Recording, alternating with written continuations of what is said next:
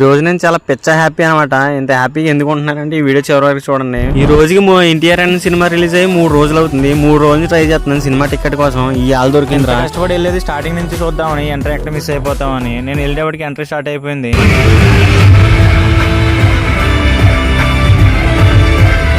తారక్ భాయ్ entry చూసాక నాకు mind మొత్తం పోయింది. ఇలాంటి ఎంట్రీ ఏ సినిమాలో చూడలేదు. ఎంట్రీ అయితే ఎక్సలెంట్గా ఉందన్నమాట.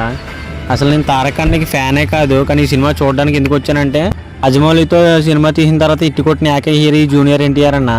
దీంట్లో హైలైట్ ఏంటంటే ప్రకాష్ రాజ్ గారు వాయిస్ హైలైట్ అనమాట స్టోరీ చెప్పడంలో.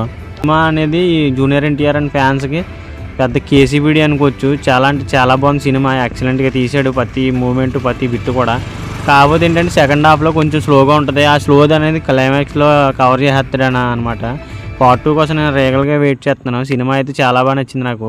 మీకు కానీ నచ్చితే కామెంట్ చేయండి. వీడియో నచ్చితే లైక్ చేసి సబ్స్క్రైబ్ చేసుకుని ఉంటా. బాయ్.